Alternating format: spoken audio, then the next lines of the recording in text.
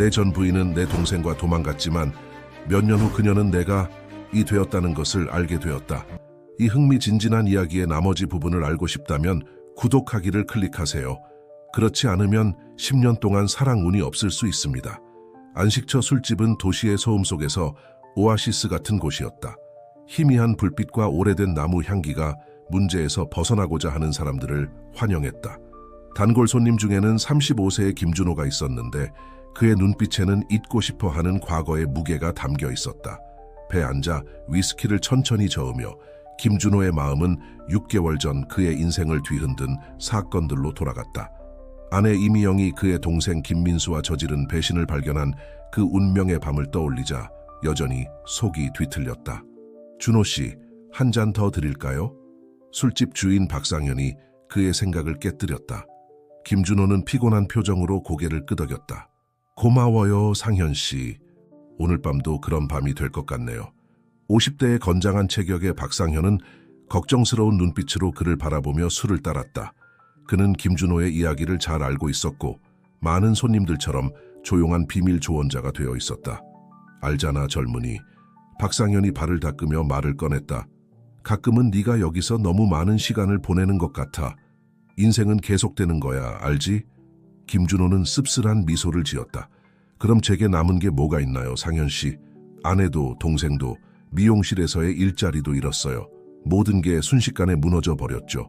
그 순간 술집 문이 열리며 신선한 공기와 함께한 젊은 여성이 들어왔다. 김준호의 어린 시절 친구인 한지은이었다. 그녀의 존재는 잠시 김준호의 얼굴을 밝혔다. 준호야, 여기 있을 줄 알았어. 한지은이 바로 다가오며 외쳤다. 믿을 수 없는 소식이 있어. 네가 들으면 놀랄 거야. 한지은이 말을 이어가기도 전에 술집 문이 다시 열렸다. 이번에 들어온 인물들로 인해 분위기가 순식간에 긴장되었다. 김준호의 전 부인 이미영이 김민수의 팔짱을 끼고 마치 이곳의 주인인 양 들어왔다. 김준호는 땅이 꺼지는 듯한 느낌이 들었다. 그는 그들과 마주칠 준비가 되어 있지 않았다.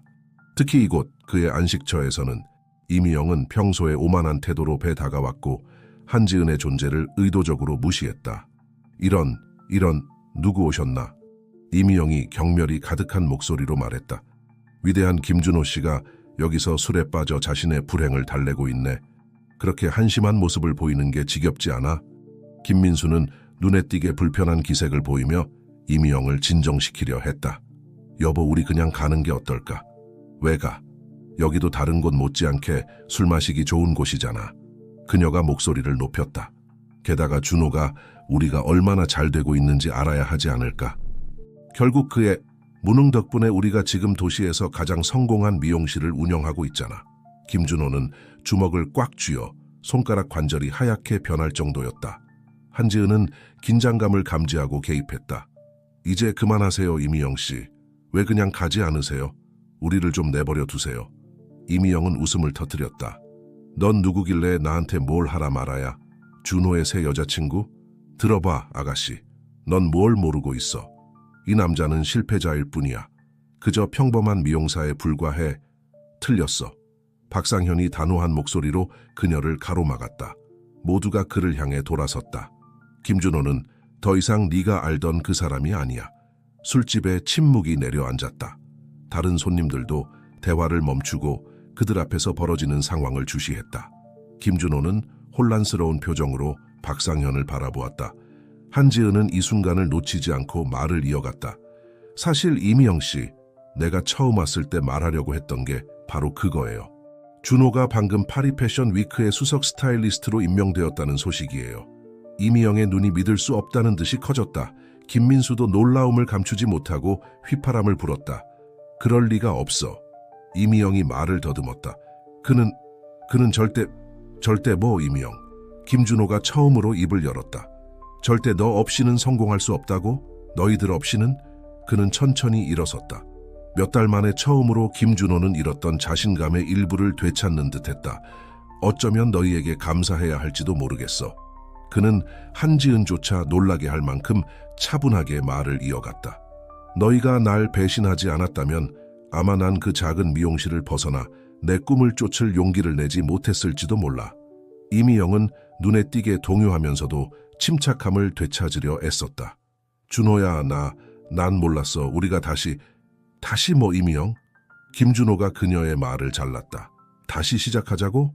미안하지만 그건 절대 일어나지 않을 거야. 김민수가 침묵을 깨고 한 걸음 앞으로 나섰다. 형, 김준호는 손을 들어 그의 말을 막았다. 지금은 아니야, 민수. 여기서 그런 얘기를 할 때가 아니야. 술집의 분위기는 전기가 통한 듯 긴장감이 감돌았다. 아무도 움직이지 않았고 마치 형성된 미묘한 균형을 깨뜨리는 것을 두려워하는 듯했다. 그때 한지은이 수수께끼 같은 미소를 지으며 덧붙였다. 그게 다가 아니에요, 준호야. 네가 알아야 할 게 더 있어. 한지은이 김준호의 귀에 속삭이는 동안 이미영과 김민수의 표정은 놀라움에서 두려움으로 바뀌었다. 이 예상치 못한 폭로 뒤에 무엇이 더 숨겨져 있는 것일까? 안식처에서의 이 밤은 이제 막 시작되었고 이와 함께 모든 사람들의 인생을 영원히 바꿀 일련의 사건들이 펼쳐지기 시작했다. 한지은의 속삭임은 고요한 밤의 천둥 소리처럼 김준호의 귓게 울렸다. 그는 방금 들은 정보를 처리하면서 눈을 크게 뜨고 있었다. 잠시 동안 술집의 소음이 사라진 것 같았고 오직 그와 친구의 말만이 존재하는 듯했다. 지은아, 이게 정말이야? 김준호가 낮은 목소리로 물었다. 그의 시선은 여전히 불편해 보이는 이미영과 김민수에게 고정되어 있었다. 한지은은 단호하게 고개를 끄덕였다. 완전히 확실해. 6개월 전 모든 일이 터졌을 때부터 조사해왔어.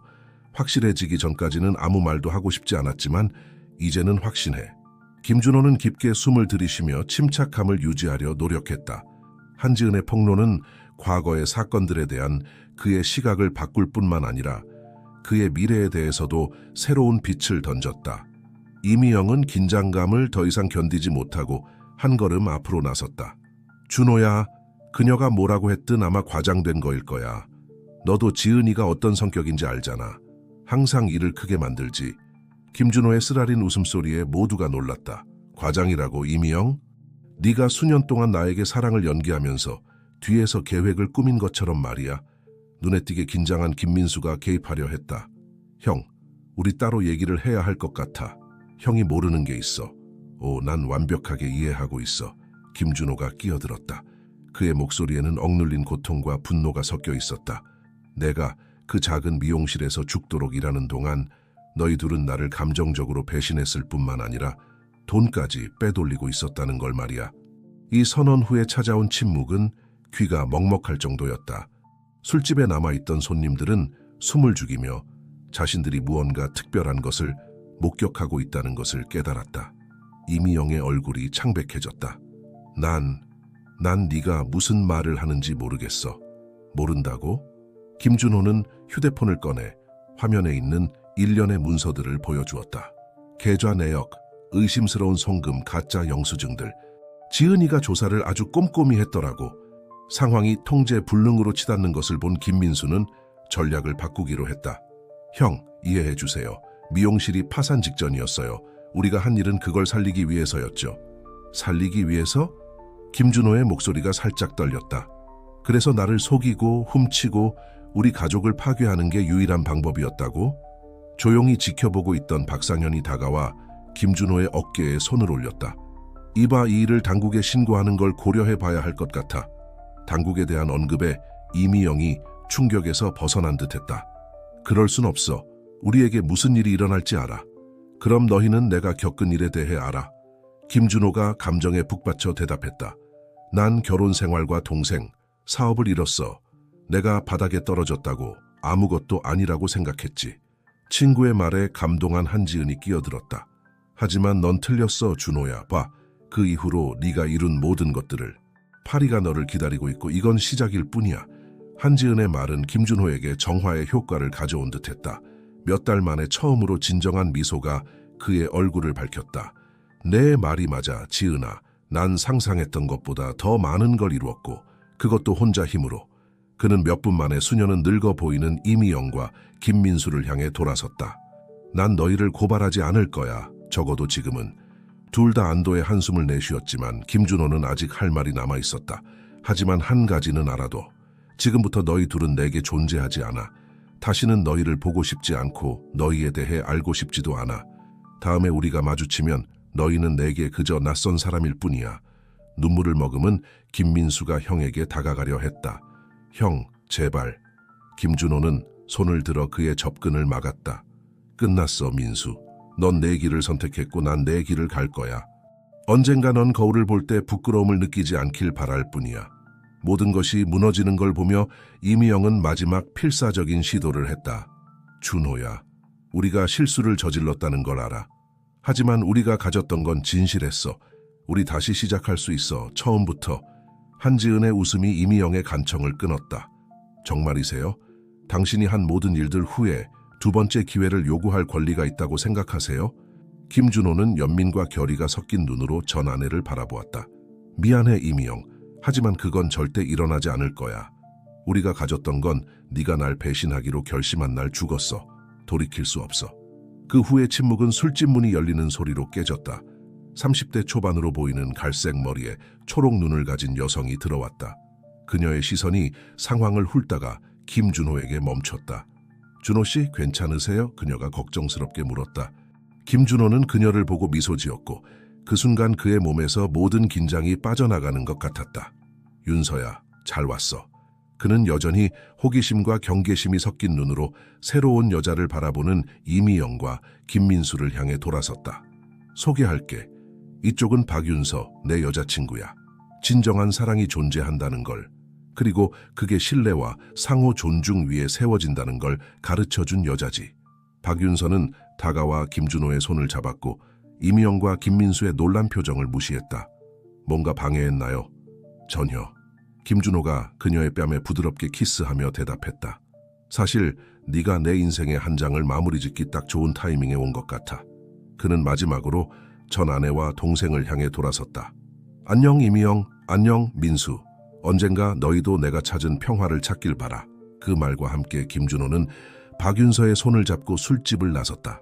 한지은과 박상현은 만족스러운 표정을 교환한 뒤 그들을 따라 나갔다. 이미영과 김민수는 술집 한가운데 홀로 남겨졌고 남아있던 손님들의 호기심, 어린 시선과 비난의 눈초리에 둘러싸였다.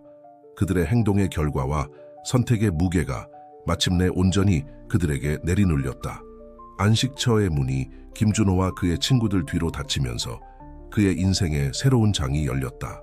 파리를 향한 길과 밝은 미래가 그의 앞에 펼쳐졌고 그는 마침내 오랫동안 그를 괴롭혔던 과거로부터 자유로워졌다. 도시 건물들 사이로 태양이 조심스럽게 모습을 드러내기 시작할 때 김준호는 눈을 떴다. 몇 달 만에 처음으로 그는 이혼 이후 줄곧 그를 따라다녔던 무거운 느낌 없이 일어났다.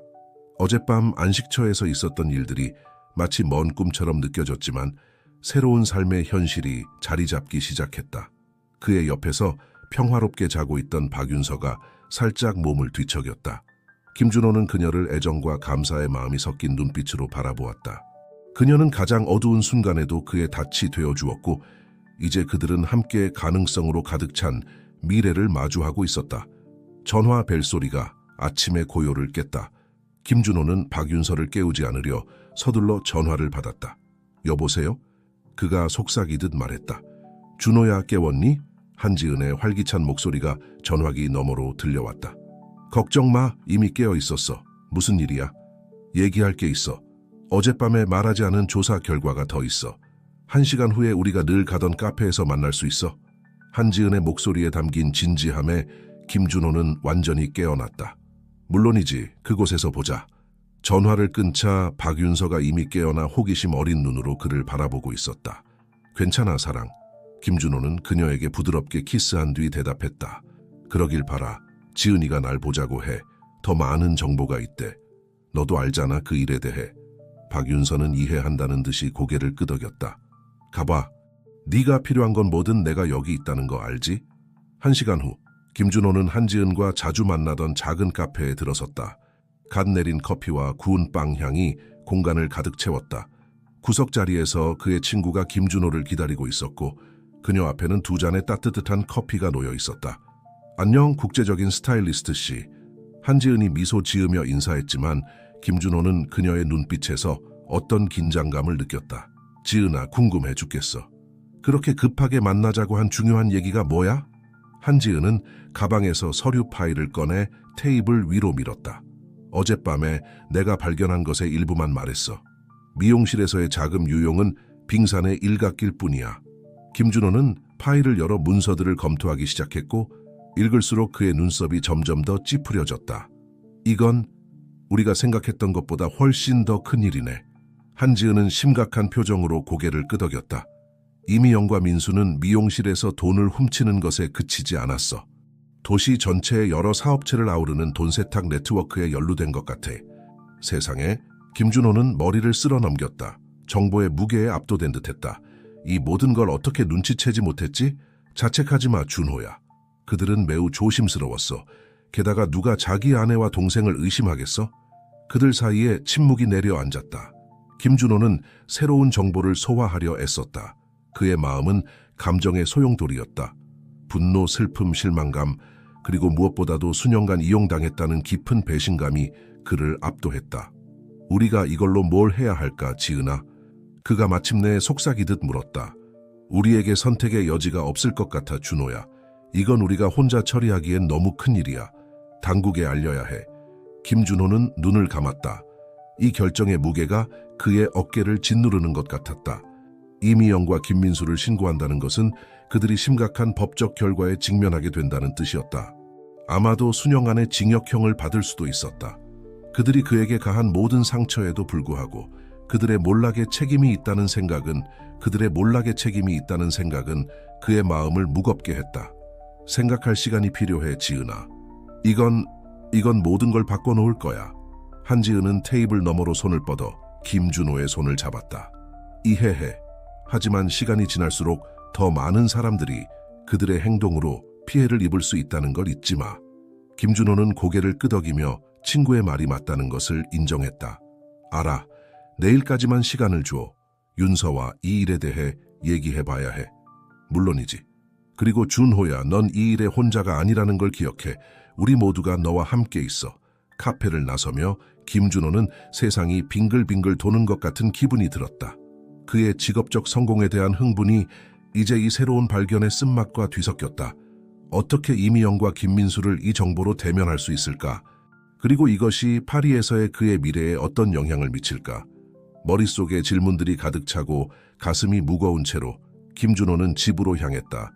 그는 앞으로 몇 시간 동안 내릴 결정들이 자신의 삶뿐만 아니라 주변의 많은 사람들의 삶을 바꿀 수 있다는 것을 알고 있었다.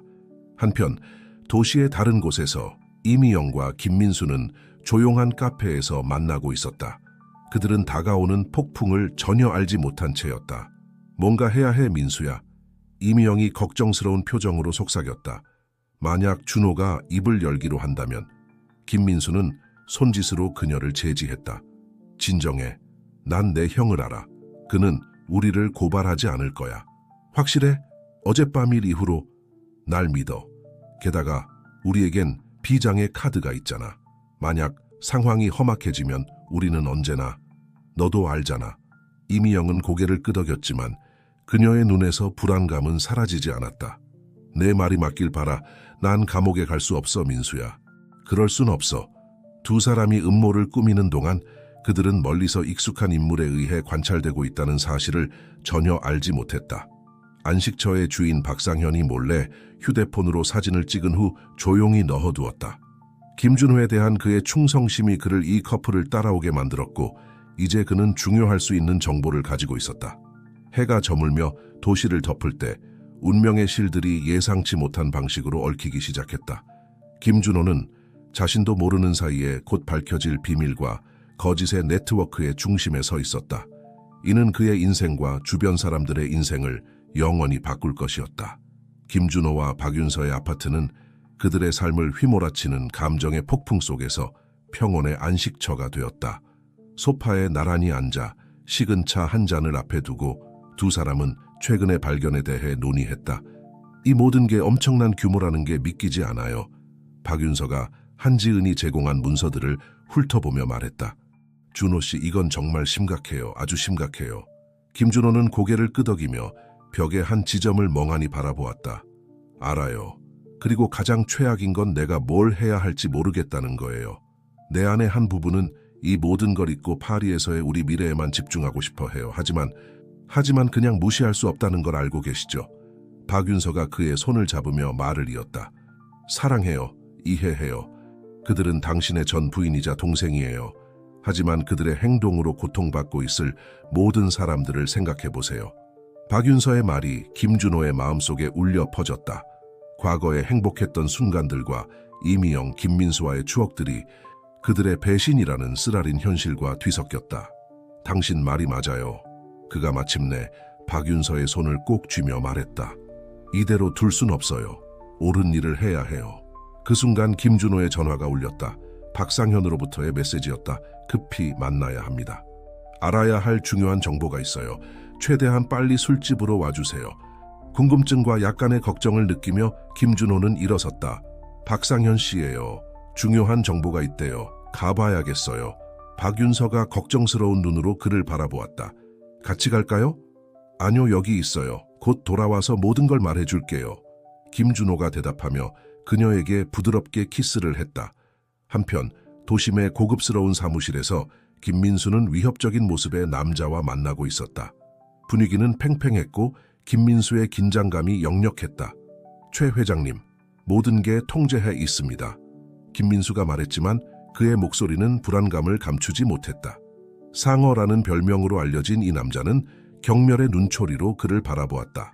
그러길 바라네, 김민수 씨. 자네 형이 입을 열기로 결심한다면 자네들만 무너지는 게 아니야.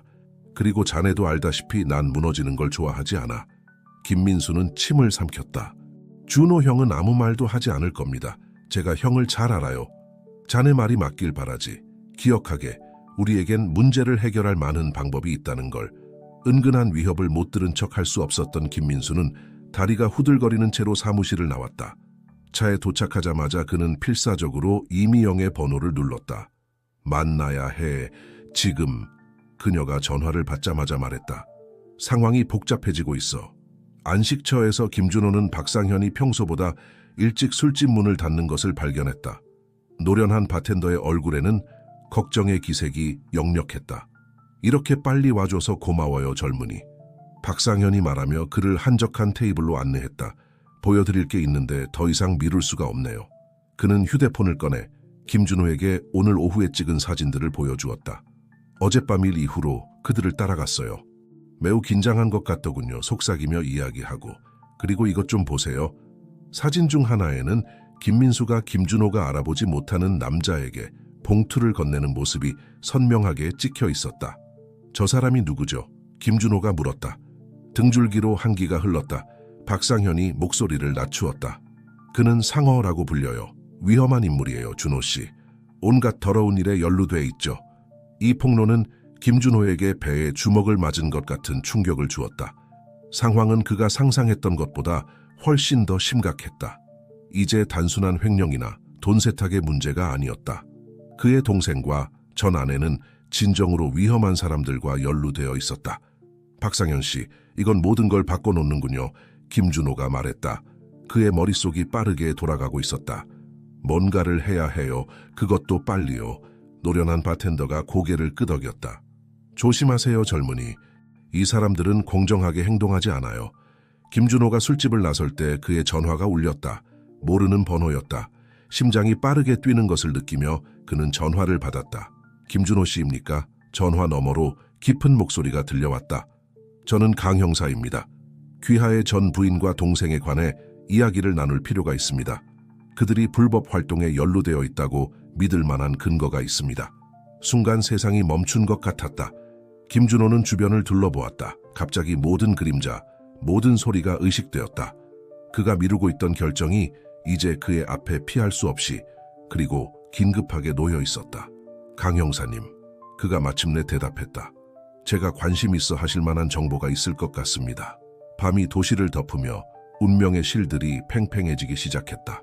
김준호는 거짓과 위험의 네트워크 한가운데 갇혀 자신의 삶뿐만 아니라 주변 모든 사람의 삶을 바꿀 결정을 내리려 준비하고 있었다. 어딘가에서 이미영과 김민수는 만나고 있었다. 그들의 세상이 곧 무너질 것이라는 사실을 전혀 모른 채, 그리고 그림자 속에서 강력하고 위험한 인물들이 자신들의 이익을 지키기 위해 움직이고 있었다.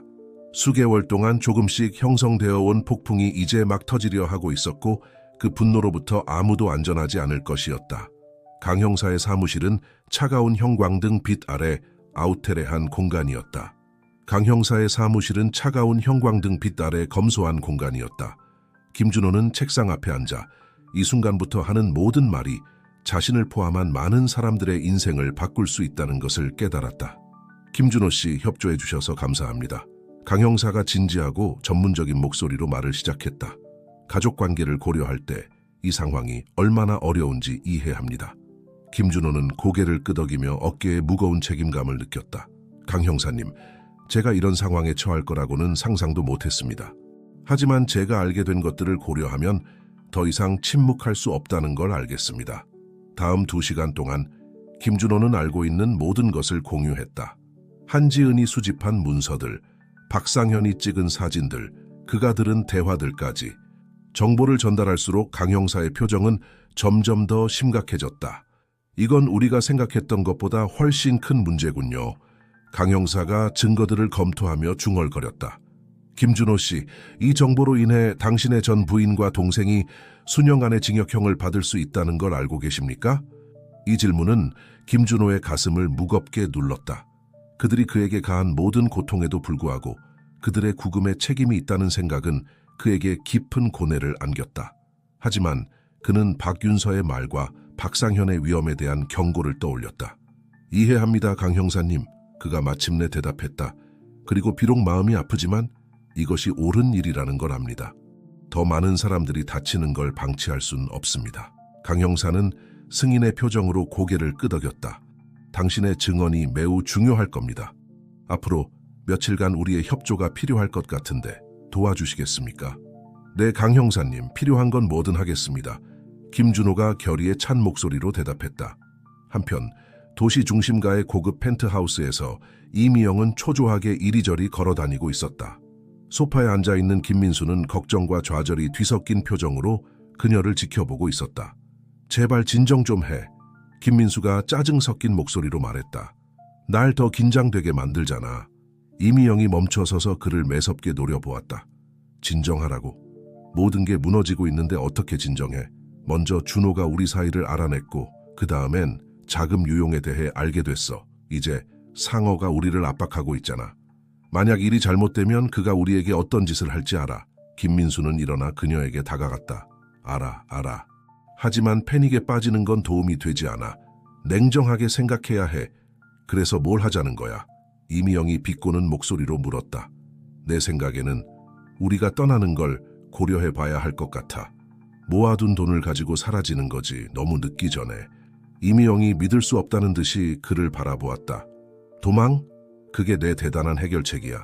김민수가 대답하기도 전에 전화가 울렸다. 둘 다 불안한 눈빛으로 서로를 바라본 후 이미영이 전화를 받았다. 여보세요?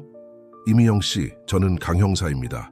내일 아침 일찍 귀하와 김민수 씨께서 경찰서로 와주셔서 몇 가지 질문에 답해 주셨으면 합니다. 이미영의 얼굴에서 핏기가 가셨다. 무슨 일인가요, 강 형사님? 직접 만나서 이야기하는 게 좋겠습니다. 변호사와 함께 오시는 것이 좋을 것 같네요. 통화가 끝나자 이미영은 소파에 털썩 주저앉았다. 경찰이었어. 내일 신문을 위해 우리를 부르더라. 김민수의 얼굴이 창백해졌다. 네오 생각에 준호가 우리를 고발했다고? 이미영이 말을 끝맺었다. 가능성이 높아. 젠장, 그를 믿을 수 없다는 걸 알았어야 했는데. 우리 지금 떠나야 해. 당장. 김민수가 서둘러 침실로 향하며 말했다. 꼭 필요한 것만 챙겨. 오늘 밤에 떠나자. 커플이 서둘러 짐을 싸는 동안 도시 반대편에서 김준호는 집으로 돌아오고 있었다. 박윤서가 깨어서 그를 기다리고 있었고 그녀의 얼굴에는 안도와 걱정이 뒤섞여 있었다. 준호 씨, 무슨 일이에요? 너무 걱정됐어요. 김준호는 그녀를 꼭 안아준 뒤 앉아서 있었던 일을 모두 설명했다. 박윤서는 조용히 듣다가 그의 손을 꼭 잡아주었다. 당신이 옳은 일을 했어요. 사랑해요. 그녀가 마침내 말했다. 쉽지 않았다는 걸 알아요. 하지만 필요한 일이었어요. 알아요. 김준호가 한숨을 쉬며 대답했다. 하지만 죄책감을 느끼지 않을 수가 없어요. 결국 그들은 내 가족이에요. 당신은 좋은 사람이에요, 준호 씨. 그렇게 느끼는 게 당연해요. 하지만 기억하세요. 그들이 자신들의 선택을 한 거예요. 당신은 그저 옳은 일을 하고 있을 뿐이에요. 전화 소리가 그들의 대화를 중단시켰다. 한지은이었다. 준호야, 괜찮아? 경찰에 갔다 왔다고 들었어. 응, 괜찮아. 어떻게 알았어? 나름의 정보망이 있지. 그녀가 신비롭게 대답했다. 들어봐, 네가 알아야 할 게 더 있어. 난 더 깊이 조사해봤는데 큰 일을 발견한 것 같아. 아주 힘있는 사람들이 연루된 거야. 내일 아침 일찍 만나야겠어. 한지은의 목소리에 담긴 걱정을 김준호는 놓치지 않았다. 알았어. 늘 가던 카페에서 8시에 보자. 전화를 끊자 박윤서가 기대에 찬 눈으로 그를 바라보고 있었다. 무슨 일이에요? 정확히는 모르겠어요. 하지만 우리가 생각했던 것보다 더 큰 일인 것 같아요. 그날 밤 도시가 잠든 사이 여러 장면들이 동시에 펼쳐지고 있었다. 펜트하우스에서 이미영과 김민수는 짐 싸는 것을 마치고 도주 준비를 하고 있었다. 어두운 사무실에서 상원은 경찰 수사에 대한 소식을 듣고 부하들에게 상황을 처리하라는 명령을 내렸다. 경찰서에서는 강 형사와 그의 팀이 늦게까지 일하며 다음 날의 작전을 준비하고 있었다. 그리고 그의 아파트에서 김준호는 깨어누워 박윤서를 아는 채 지난 며칠간의 사건들을 되새기며 앞으로 운명이 그에게 무엇을 가져다 줄지 궁금해하고 있었다. 다음 날 아침은 모든 관련자들의 삶을 영원히 바꿀 폭풍의 시작을 알리는 듯했다. 새벽이 도시를 감싸자 공기 중에 긴장감이 감돌았다. 김준호는 알람이 울리기도 전에 눈을 떴고 그의 마음은 이미 최고조의 경계 상태였다.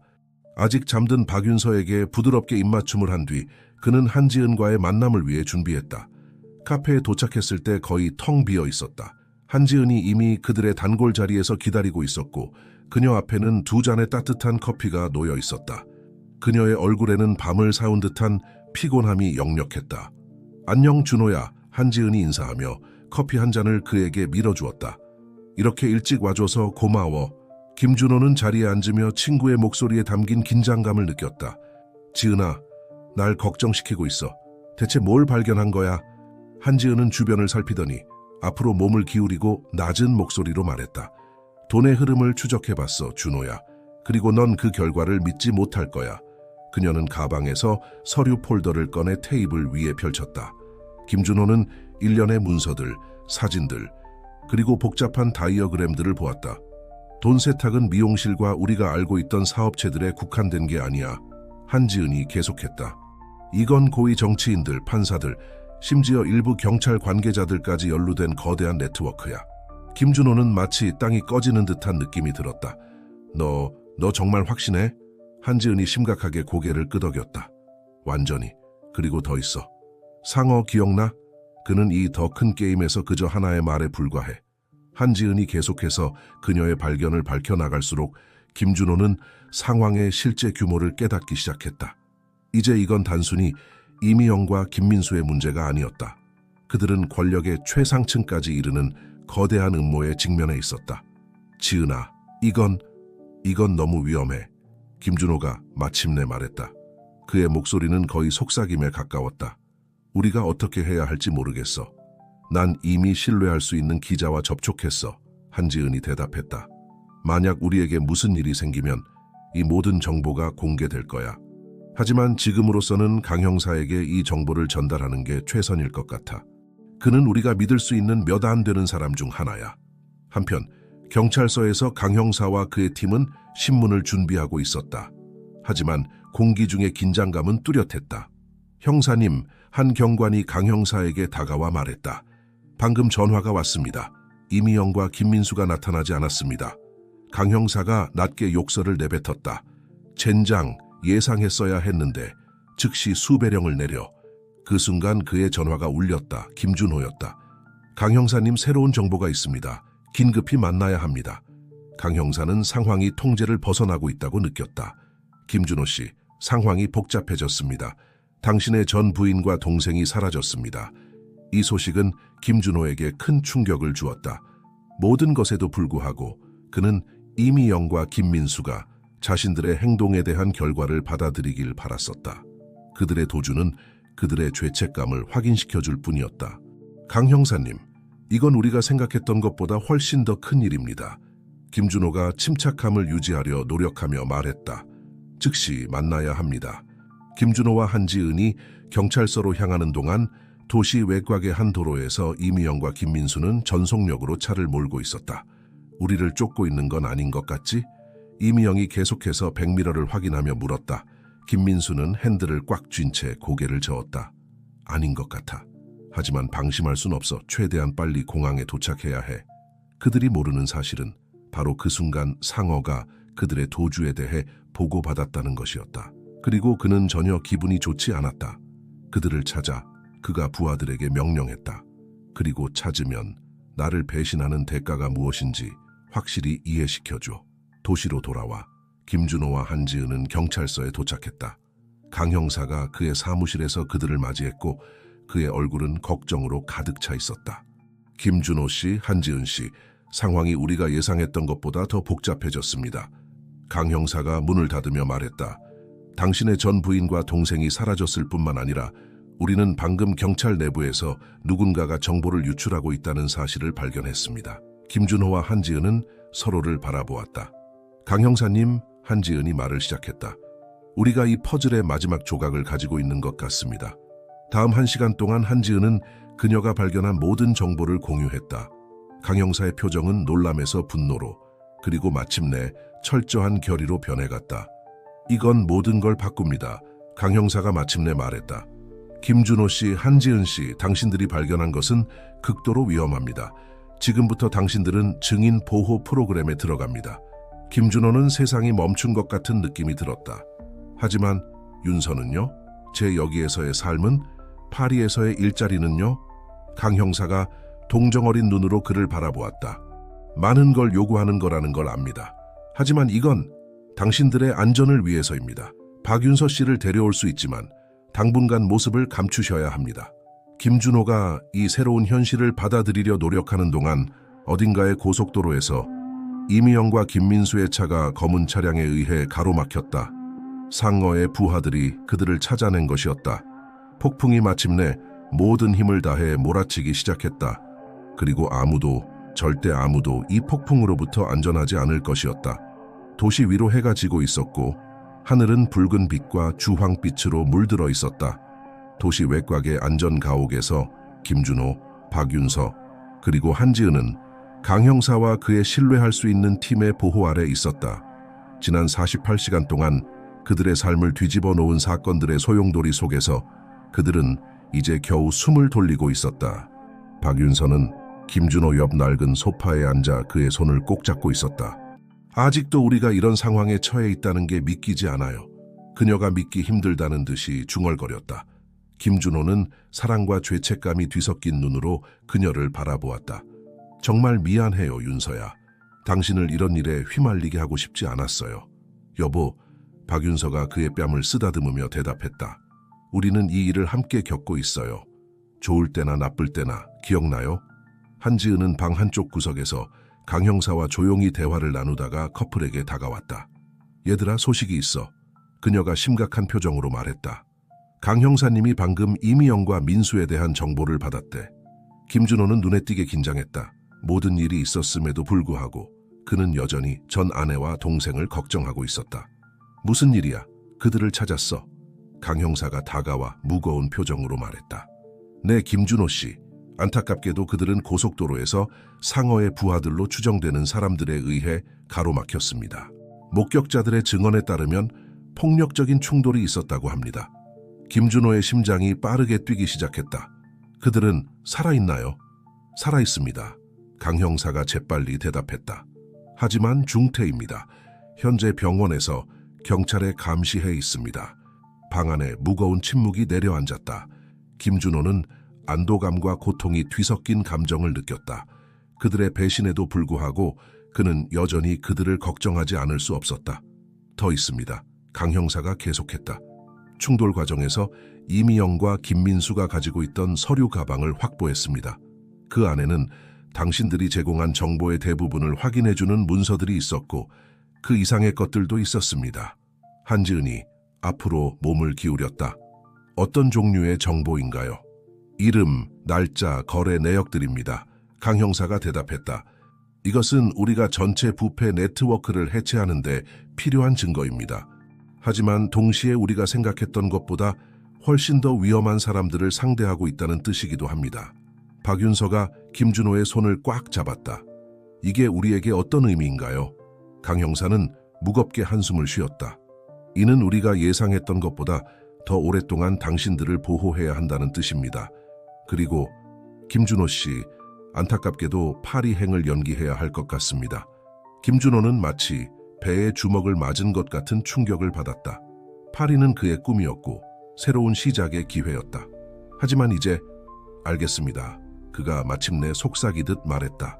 한지은은 친구의 얼굴에 드리운 절망감을 보고 개입했다. 준호야, 이게 큰 타격이라는 걸 알아. 하지만 이건 일시적일 뿐이야. 이 모든 게 해결되면 내 계획을 다시 시작할 수 있을 거야. 김준호는 고개를 끄덕였지만 그다지 확신이 서지 않는 듯했다. 박윤서는 그의 고통을 느끼고 더 꽉 안아주었다. 강 형사는 그들이 정보를 소화할 시간을 주고 나서 계속 말을 이어갔다.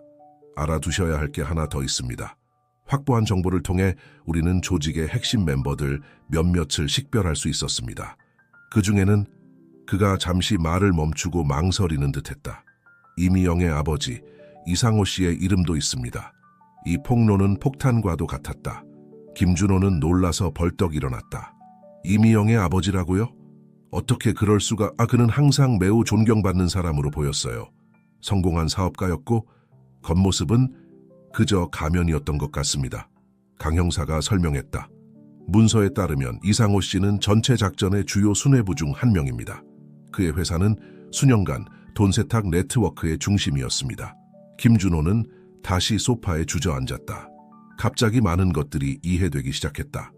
이미영 가족의 갑작스러운 부, 그들이 항상 가지고 있던 것 같던 인맥들, 이상호가 미용실 사업을 확장하라고 그에게 가했던 압박, 세상에 그가 중얼거렸다. 어떻게 이렇게 눈멀 수 있었지?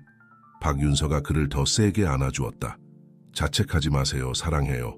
아무도 이런 걸 상상하지 못했을 거예요. 한편 한지은은 평소에 분석적인 마인드로 정보를 처리하고 있었다. 강 형사님, 그녀가 강 형사를 향해 돌아서며 말했다.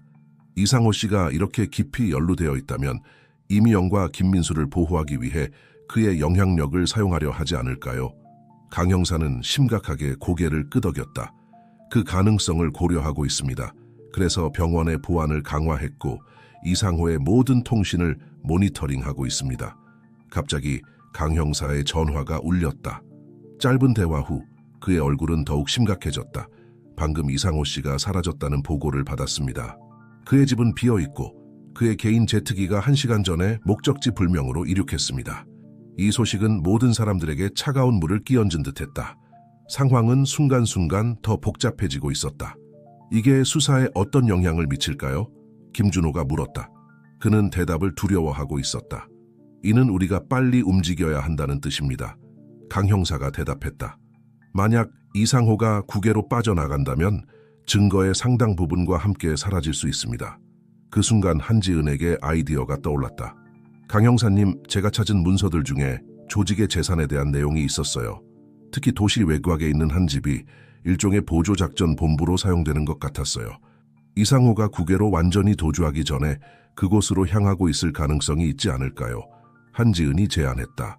강 형사는 잠시 그 생각을 고려해 보았다. 좋은 지적입니다, 한지은 씨. 즉시 팀을 보내 조사하도록 하겠습니다. 강 형사가 명령을 내리기 위해 자리를 비운 사이 김준호는 생각에 잠겼다.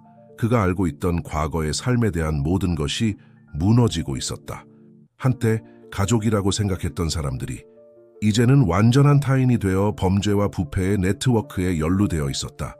그가 상상조차 하지 못했던 일이었다. 박윤서는 그의 고민을 눈치채고 그의 얼굴을 양손으로 감쌌다. 준호 씨, 저를 보세요. 이 모든 게 압도적이라는 걸 알아요. 하지만 우리가 여기 있는 이유를 기억하세요. 당신이 알고 있는 것을 고발한 건 옳은 일이었어요. 당신은 용기 있고 정직한 사람이에요. 그게 중요한 거예요.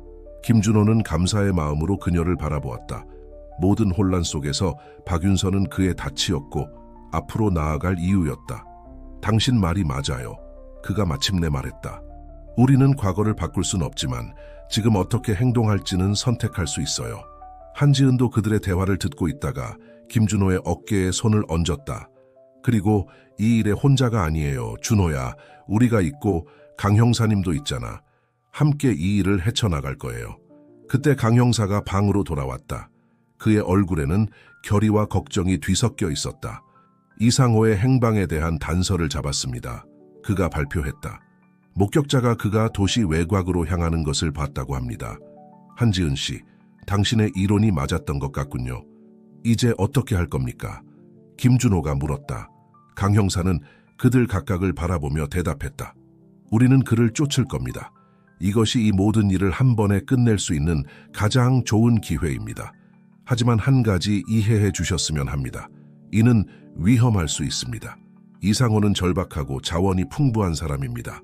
그가 어디까지 갈 수 있을지 모릅니다. 김준호는 박윤서와 한지은을 바라보았다. 둘 다 묵묵히 동의를 표했다. 우리는 당신과 함께 하겠습니다, 강 형사님. 김준호가 마침내 말했다. 우리는 이미 너무 멀리 왔고 이제 물러설 순 없습니다. 그룹이 마지막 대결을 위해 준비하는 동안 도시 외곽 어딘가에서 이상호는 그의 범죄 제국의 마지막 흔적들을 서둘러 모으고 있었다. 그는 자신을 항상 과소평가했던 사위가 그의 몰락의 핵심 열쇠가 될 줄은 꿈에도 몰랐다. 밤이 도시를 덮으며 이 배신, 구원, 그리고 정의의 이야기의 마지막 장을 위한 무대가 설치되고 있었다. 경찰 차량들이 도시를 벗어나 어둡고 별 하나 없는 밤길을 달리고 있었다. 한 차량 안에서 김준호, 박윤서, 그리고 한지은은 각자의 생각에 잠겨 침묵을 지키고 있었다. 운전석의 강 형사는 도로에 집중한 채 굳은 표정을 짓고 있었다.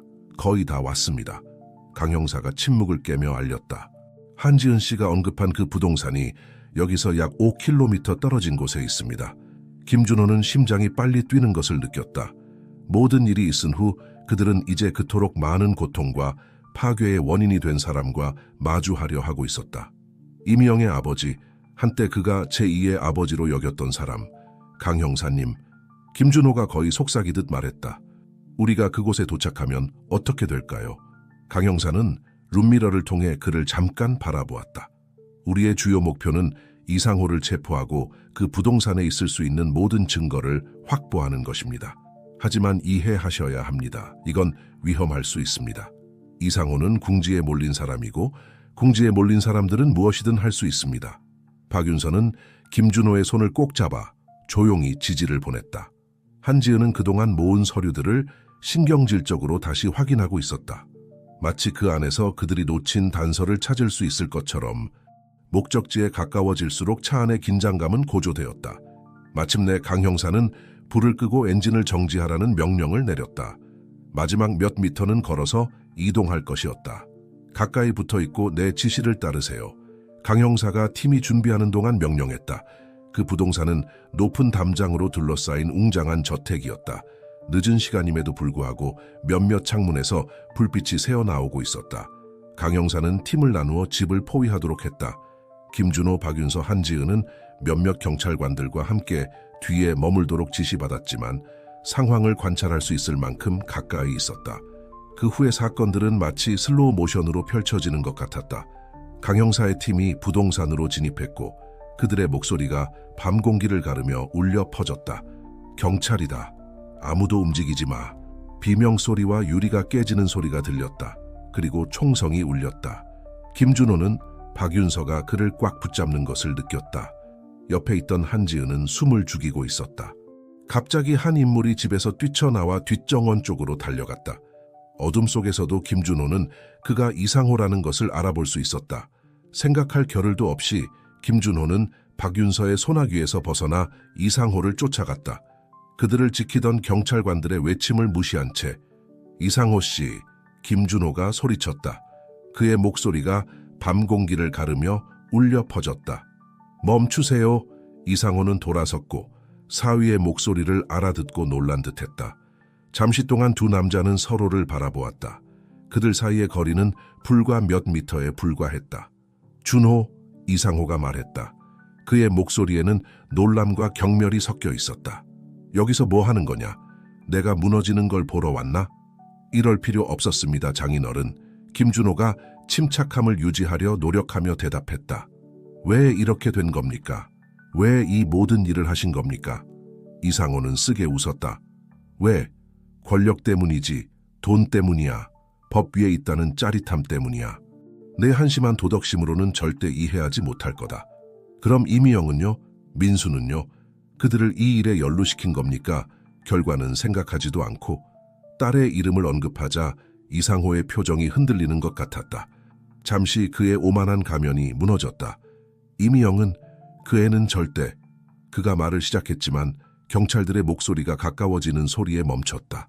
절망적인 행동으로 이상호는 재킷에서 총을 꺼내 김준호를 겨냥했다. 넌 모든 걸 망쳤어. 그가 으르렁거렸다. 네가 참견만 하지 않았더라면 시간이 멈춘 것 같았다. 김준호는 이상호의 손가락이 반가소의 위에서 긴장하는 것을 보았다. 그는 눈을 감고 충격을 기다렸다. 하지만 총성은 들리지 않았다. 대신 둔탁한 소리와 함께 무언가가 땅에 떨어지는 소리가 들렸다. 김준호가 눈을 떴을 때 그는 이상호가 의식을 잃은 채 바닥에 쓰러져 있는 것을 보았다. 그 옆에는 한지은이 굵은 나뭇가지를 들고 서 있었다. 아무도 내 친구를 위협하지 못해, 한지은이 말했다. 그녀의 목소리가 약간 떨리고 있었다. 몇 초 후 강 형사와 그의 팀이 도착해 이상호를 체포하고 현장을 확보했다. 박윤서가 김준호에게 달려와 그를 꼭 안았다. 다시는 그렇게 날 놀라게 하지 마요. 그녀가 눈물과 안도의 웃음 사이에서 말했다. 경찰이 수갑을 채운 이상호를 데리고 갈 때 강 형사가 그룹에게 다가왔다. 당신들이 한 일은 미친 짓이었어요. 그가 꾸짖었지만 그의 목소리에는 존경의 기색이 있었다. 하지만 당신들 덕분에 우리는 이 모든 작전의 주모자를 체포할 수 있었습니다. 집에서 발견한 문서들은 우리가 필요로 했던 최종 증거입니다. 이어진 몇 시간은 진술, 서류 작업, 전화 통화의 소용돌이였다. 마침내 모든 것이 진정되었을 때 태양이 지평선 위로 떠오르기 시작하고 있었다. 김준호, 박윤서, 한지은은 저택 입구의 계단에 앉아 있었다. 그들은 지쳤지만 몇 주 만에 처음으로 안도감을 느끼고 있었다. 이제 어떻게 되는 거죠? 박윤서가 김준호의 어깨에 머리를 기대며 물었다. 김준호는 떠오르는 태양을 바라보며 작은 미소를 지었다. 이제 우리는 다시 살아갑니다. 파리가 우리를 기다리고 있어요. 한지은이 그들을 보며 기쁨과 아쉬움이 섞인 표정을 지었다. 난 너희들이 너무 그리울 거야. 에이, 우리에게서 그렇게 쉽게 벗어날 수 있을 거라고 생각하지 마. 김준호가 농담을 던졌다. 파리에 우리를 방문할 핑계를 찾게 될 거야. 세 사람은 웃음을 터뜨렸고 그 소리는 아침의 첫 새소리와 어우러졌다. 강 형사가 그들에게 다가왔다. 그의 얼굴에는 밤새 쌓인 피로가 역력했지만 동시에 뚜렷한 만족감도 보였다. 김준호 씨, 그가 손을 내밀며 말했다. 당신의 용기와 협조에 개인적으로 감사드리고 싶습니다. 당신들 덕분에 우리는 국내 최대 규모의 부패 네트워크 중 하나를 해체할 수 있었습니다. 김준호는 그의 손을 잡으며 자부심과 겸손함을 동시에 느꼈다. 우리는 그저 옳은 일을 했을 뿐입니다, 강 형사님. 그리고 그 때문에 강 형사가 계속했다. 이제 당신들이 더 이상 보호 프로그램 해 있을 필요가 없다는 소식을 전해드릴 수 있어 기쁩니다. 이제 자유롭게 당신들의 삶을 그리고 계획들을 재개하실 수 있습니다. 이 소식에 세 사람은 기쁨의 눈물과 함께 서로를 껴안았다. 그들이 겪은 모든 일 후에 마침내 터널의 끝에서 빛을 볼 수 있게 된 것이었다. 몇 주 후 국제공항에서 김준호와 박윤서는 파리행 비행기에 탑승할 준비를 하고 있었다. 한지은이 그들을 배웅하러 왔고 박상현도 그들에게 행운을 빌어주기 위해 고집스럽게 따라왔다. 도착하자마자 꼭 전화해 한지은이 두 사람을 꼭 안으며 말했다. 약속할게, 김준호가 대답했다. 그리고 너도 약속해. 자신을 잘 돌보고 더 이상 위험한 조사는 하지 마. 한지은이 웃었다. 그건 약속할 수 없어. 하지만 당분간은 국제적인 음모에서 멀리 떨어져 있도록 노력할게. 박상현이 다가왔다. 그의 눈에는 억눌린 감정이 빛나고 있었다. 얘야, 난 네가 정말 자랑스러워. 넌 다른 사람들을 무너뜨렸을 일들을 겪었지만 여기 이렇게 그 어느 때보다 강하게 서 있구나. 김준호는 노련한 바텐더를 꼭 안았다. 그의 변함없는 지지에 감사함을 느꼈다. 고마워요, 박상현 씨. 모든 것에 대해 감사드립니다. 꼭 다시 찾아뵙겠습니다. 그래야 할 거야. 박상현이 미소 지으며 대답했다. 그리고 돌아오면 파리에서의 모든 모험 이야기를 들려줘야 해. 그들의 비행기 탑승 안내 방송이 공항에 울려 퍼졌다. 떠날 시간이 된 것이다. 한지은과 박상현에게 마지막 포옹을 한 후 김준호는 박윤서의 손을 잡고 함께 탑승구로 향했다. 걸어가면서 김준호는 지난 몇 달 동안 일어났던 모든 일을 떠올렸다. 배신, 고통, 진실과 정의를 위한 투쟁. 하지만 동시에 그는 찾은 사랑, 그를 지탱해준 우정, 그리고 자신 안에서 발견한 내면의 힘에 대해서도 생각했다. 비행기에 탑승하여 자리에 앉으면서 박윤서는 김준호의 생각에 잠긴 표정을 알아챘다. 무슨 생각을 하고 있어요, 사랑? 그녀가 그의 손가락을 자신의 손가락과 얽으며 물었다. 김준호가 미소 지으며 그녀의 눈을 바라보았다. 얼마나 내가 운이 좋은지에 대해 생각하고 있어요. 모든 일이 있었음에도 불구하고 난 감사할 게 많아요. 당신이 있고 멋진 친구들이 있고 이제 파리에서 내 꿈을 쫓을 기회가 생겼어요. 박윤서도 미소를 돌려주었다. 그리고 저는 그 모험을 당신과 함께 할 수 있어 감사해요. 비행기가 이륙하며 그들의 삶에서 많은 중요한 순간들의 증인이 되었던 도시 위로 올라갈 때 김준호는 향수와 흥분이 뒤섞인 감정을 느꼈다. 그는 자신의 삶의 격동의 한 장을 뒤로 하고 있었지만 동시에 약속으로 가득 찬 미래를 향해 나아가고 있었다. 도시의 병원에서 이미영이 서서히 혼수 상태에서 깨어나고 있었다. 그녀가 처음 본 것은 걱정과 후회로 가득 찬 얼굴로 그녀의 침대 옆에 앉아있는 김민수였다. 우리 어디 있어? 이미영이 겨우 속삭이듯 물었다. 김민수가 조심스럽게 그녀의 손을 잡았다. 병원이야. 많은 일이 있었어, 이미영. 우리가 이야기 나눠야 할 게 많아. 한편 최고 보안 교도소의 한 독방에서 이상호는 자신의 제국의 몰락을 바라보고 있었다. 그의 연줄, 그의 돈, 그의 권력, 모든 것이 사라져 버렸다. 그리고 그의 감금 생활의 고독 속에서 수십 년 만에 처음으로 그는 자신의 행동의 결과에 대해 깊이 성찰하기 시작했다. 비행기로 돌아와 김준호는 주머니에서 작은 상자를 꺼냈다. 그 안에는 몇 주 전에 구입한 반지가 들어있었다. 그는 적절한 순간을 기다리고 있었다. 윤서야, 그가 말했다. 그의 심장이 빠르게 뛰고 있었다. 우리가 파리에서 새로운 시작을 향해 가고 있지만 이 새로운 단계를 시작하기 전에 당신에게 물어보고 싶은 게 있어요. 박윤서의 눈이 반지를 보고 크게 떠졌다. 김준호는 계속 말을 이어갔다. 당신은 가장 힘든 순간에 내 곁에 있어 주었고 내가 더 이상 할 수 없다고 느낄 때 나의 힘이 되어 주었어요. 난 당신 없는 미래를 상상할 수 없어요. 윤서야, 나와 결혼해 주겠어요? 박윤서의 눈에서 눈물이 흘러내리며 그녀는 열정적으로 고개를 끄덕였다. 네, 준호 씨, 1000번이라도 네. 주변의 승객들은 상황을 알아차리고 박수를 치며 축하해 주기 시작했다. 이 감동적인 순간 속에서 김준호는 박윤서의 손가락에 반지를 끼워주며 사랑과 동행의 약속을 봉인했다.